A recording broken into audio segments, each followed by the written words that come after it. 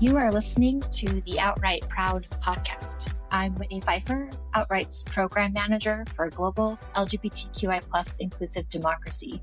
On this week's episode, we're diving into the newly launched Global LGBTQI+ Inclusive Democracy and Empowerment Initiative. Funded through the Global Equality Fund, GLIDE seeks to increase access to participation and leadership in democratic systems for LGBTQI+ communities. On today's episode, we are talking to Regina, Waugh, Senior Global Gender Advisor at the International Foundation for Electoral Systems, and Michael Heflin, Outright's Global Grants Director. Michael and Regina, welcome. Regina, let's start with you. As someone who works within the broader democracy space, can you set the scene as it relates to the status of democracy around the world? How is this impacting LGBTIQ people and citizens more broadly? Great. Thanks so much, Whitney. So I think the general trend, right, the general story that we're hearing with respect to democracy around the world is that we're in kind of a state of backsliding. So, for the last 35 years or so, the last 30 years since essentially the fall of the Berlin Wall, the dissolution of the Soviet Union, we had been on, I think, a steady improvement in levels of democracy. And that has really reversed in the last, 10 to 15 years, I would say, to the point that the most recent Varieties of Democracy report, the VDEM report, has really found that the advances in global levels of democracy that were made over the last 35 years have basically been completely wiped out. And I think we've talked about this in the past, but that, approximately 72% of the world's populations were living in autocracies in 2022. So that's obviously not what we want to see. And that really means that, the world as a whole is less free, as kind of documented, not just by VDEM, but also by Freedom House and other, institutions in that space. And that's certainly not what we want to see. With respect to the LGBTQI+ community, we're seeing this rise in authoritarianism. We're seeing, the trampling of the rule of law, the shrinking space for civil society, writ large, and these broader crackdowns on freedom of expression, freedom of association, freedom of assembly. All of those trends have particularly negative consequences for LGBTQI+ people and organizations. Often, this population, which is sometimes particularly marginalized within society, we see, the government's kind of taking advantage of that opportunity, wielding, anti-LGBTQI+ rhetoric, but also using their power basically to pass anti-LGBT laws and policies, and really further restricting the space that LGBTQI+ people have to just live their lives as they are, free of violence and free of discrimination. But also it really is restricting the space that organizations might have to be able to, make change. And we've seen, a lot of improvements in the legal framework for LGBTQI+ people, et cetera. But this closing space for civil society, which really impacts all of us, and particularly laws, making it impossible to, or making it illegal, I should say, to talk about things like same-sex relationships and to promote anything other than these kind of quote unquote traditional family values. Those are impacting all of our freedom of expression, and the ability to form, organizations that protect, human rights for all people, including LGBTQI+ people. Those are restrictions on everybody's freedom of association. Not being able to have positive events such as pride parades, that impacts everybody's freedom of assembly. So these broader trends are both specific to the LGBTQI+ community and have particular consequences for them, but they are also part and parcel of a broader decline that we're seeing in the democratic space. Thanks, Regina. And Michael, based on this scene setting, which is somewhat dire and not positive, LGBTQI+ leaders and organizations may be asking why they should prioritize democratic engagement and political participation. And how would you answer that question? And based on your experience and interaction with groups, why is this engagement in and a focus on democracy important for the movement? Thanks, Whitney. I would say that now more than ever, it's critical that LGBTIQ communities increase democratic engagement, including direct political participation. Inclusive democracy and the rights of LGBTIQ people are inextricably linked. While, of course, there's no perfect democracy, and even in democratic societies or partially democratic societies, we see barriers to LGBTIQ participation. There's really no denying that, with very few exceptions, if we look around the world, inclusive democracies have been at the forefront of advancing the recognition of LGBTIQ people and their rights. Additionally, LGBTIQ people are often the first casualties of eroding democracies. And as a result, they're often on the first line of defense. And the global decline that Regina was talking about that we're seeing in democracy parallels increased attacks and restrictions on LGBTIQ advocacy and rights. And in many cases, LGBTIQ communities are a kind of canary in the coal mine and kind of the first line of attack, which ultimately results in infringement on the rights of citizens more broadly. So at this moment, I think it's paramount for LGBTIQ movements in different parts of the world to really focus on engaging in the democratic process and to really invest resources in doing so. I think absent such an investment, we'll see that it's increasingly difficult to continue to make progress on LGBTQI rights. And unfortunately, as we're already seeing in some places, we'll see real regression or retraction of LGBTQI rights as part of a broader undermining of inclusive democracy. Thanks, Michael. And I'll stick with you because I think this is where the new GLIDE initiative comes into play. So it'd be great if you could introduce the GLIDE initiative. What are its components and what is GLIDE hoping to do? Thanks, Whitney. So the Global LGBTQI Inclusive Democracy and Empowerment Initiative, or for short called GLIDE, it's a unique collaboration between Outright International, Synergía, Initiatives for Human Rights, and the International Foundation for Electoral Systems, IFES, that Regina is representing today. It's aimed at stimulating the participation and engagement of LGBTIQ people in organizations and democratic spaces and processes. And the idea is that this will be done through a combination of grants, capacity strengthening assistance, research, publications, convenings, and other interventions. In essence, GLIDE has three primary objectives. The first is to generate interest and build the skills and capacity of LGBTQI communities to strengthen their leadership and engagement and participation in political and public life. Secondly, to develop and coordinate communications and advocacy strategies that encourage LGBTQI individuals to use democratic mechanisms to mitigate intolerance, violence, and discrimination. And thirdly, to engage supportive political, government, community, including religious leaders, to promote political engagement and reduce intolerance and human rights violations against LGBTQI communities. Thanks, Michael. And Regina, as IFES is serving as a technical organization to the GLIDE initiative, it'd be great to get your thoughts on why you think GLIDE is needed within the broader democracy space. Sure. So, I mean, as Michael just said, inclusive democracy really is democracy. It requires all elements of society to be included. And, LGBTQI plus people are one of those groups that have been, I think, historically and continuously neglected and kept out of the democratic space, as we've just been discussing.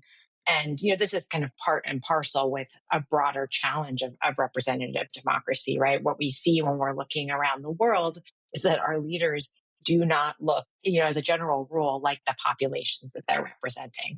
And you only have to look at the levels of women in, national parliaments, as heads of state, et cetera. And that is doubly and perhaps exponentially true when we're looking at the LGBTQI plus community. And I think part of the reason that the broader democracy and human rights community has not been, particularly successful at lifting up the needs and experiences of this particular group within broader democracy programming is that we've all been, fighting broader fires, around the world And there have been so many challenges with respect to, I think, particularly laws that criminalize consensual same-sex conduct, which I think makes it feel like a more difficult space for traditional democracy actors to operate in. But the rule of law needs to be the rule of law for everyone. And so it's, I think, exceedingly important to have this particular focus of the GLIDE initiative on democratic engagement in particular. And, it's based on some of this background research that we've done within GLIDE to begin with. We know that LGBTQI plus people are engaging in their communities. They're engaging civically, they're voting. And what I think is needed is a concerted focus to help build the movements and to provide the resourcing needed to do so, along with the technical assistance, working not just with civil society organizations and human rights activists and LGBTQI plus groups, but also with those government entities that are going to have to do that outreach. And I should say not just government entities, but also, political parties and the opening of those places and spaces for members of the LGBTQI plus communities. And I think between the organizations represented by the GLIDE partners, we have some really interesting opportunities and insights into how we reach out to these various stakeholders and some of the groups that Michael was describing, so that there is kind of both top-down and bottom-up pressure to increase the participation of LGBTQI plus people in democratic governance, and so doing actually making democracy more of a reality for more people all around the world. Thanks, Regina. And as you alluded to, GLIDE has already done some work in identifying some of those best practices. LGBTQ plus organizations remain active in this space despite the challenges that they face. So, Michael, can you highlight one or two examples of how LGBTIQ organizations and leaders are already engaging politically and leveraging democratic mechanisms in favor of LGBTQI plus rights and priorities? Sure. And of course, while it's our assessment that there's both increased need and opportunity for LGBTIQ plus communities to become more involved in democratic spaces, there's already many examples of LGBTIQ communities successfully leveraging democratic mechanisms to advance LGBTIQ rights and promote inclusive democracy. I'll just cite a few examples quickly from different parts of the world. In Asia, Taiwan is one of the most impressive examples of the LGBTIQ community learning to engage directly with political leaders and in the political process. And they did this as part of their multi-year campaign to achieve marriage equality in Taiwan that was ultimately successful in May of 2019, the first Asian country to recognize marriage rights for LGBTIQ people. In achieving this victory, the Taiwanese LGBTQI community had to combat serious backlash, and this included a public referendum against marriage rights.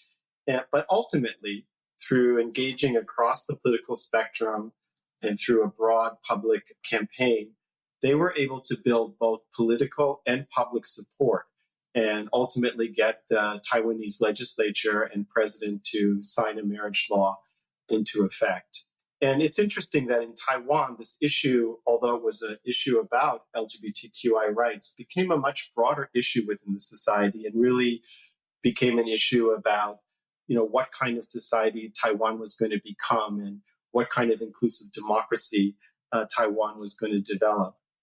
Another example from a different part of the world, in countries like Hungary and Poland, Eastern Europe, we're seeing LGBTQI communities on the front lines of fighting back against attacks from anti-LGBTIQ, anti-gender actors who are often working in concert with illiberal populist politicians who try to instrumentalize LGBTQI people in their broader efforts to undermine democratic institutions.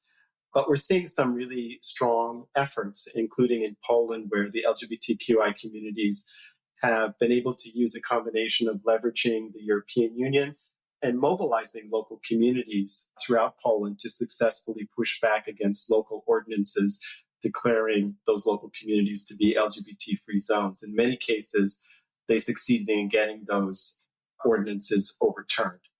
One final example I would use, again, in a very different part of the world, in Brazil, despite or maybe in response to the continued really high levels of violence against LGBTIQ people, including directly against queer politicians, and the general kind of growing threat to democracy that we've seen in Brazil. We've also seen a huge surge in LGBTIQ community political mobilization, including in 2020, a record number of trans people running for local political office, nearly 300. And in 2022, for the first time, we saw 2 trans women elected to the National Congress. So these are just a few of many examples around the world, but I think they should bring a lot of hope and inspiration that, although very tough, it is possible to use democratic mechanisms to build political support and to build public support and to set the stage for protecting rights and being part of the larger effort to, again, build open and inclusive democracies. Thanks, Michael. Those are some excellent examples, ones that I know Glide anticipates hoping to amplify as well as invest in. And for our final question, Regina, the democracy space is quite broad and includes a diversity of stakeholders, including political parties, practitioners, academics, faith-based actors. And why do you think that these stakeholders should prioritize the meaningful inclusion of LGBTQI plus partners in their work? And can you highlight an example of a successful collaborative partnership? Sure. This is such an important point, Whitney, and I'm so glad to get to talk about it just a little bit. So I think I mentioned, if we're talking about inclusive democracy and representative democracy, which, is the priority for so many of those stakeholders that you've mentioned, and so much of the work that IFES and our partners do around the world, you can't, achieve inclusive democracy without making sure we're bringing along all portions of the population and making sure that everybody has an opportunity to have meaningful, representation and an opportunity to take on those leadership roles as well. And, the work that IFES has been doing historically, we work a lot very closely with election management bodies, for example, and that's not a particular group that you mentioned, but it is often either an independent, government institution that can play a very important role in both setting the regulations and enforcing election laws that make a really big difference in who is able to participate as a candidate, who is able to participate as a voter and as a citizen in, elections and political processes. And one of the things that we have seen as a very positive example of certainly increasing the visibility and representation of transgender persons in voting have been movements to make it easier for trans people to change their gender marker on their identification, for example, and to be able to re-register to vote using a name and the gender that reflects their true selves.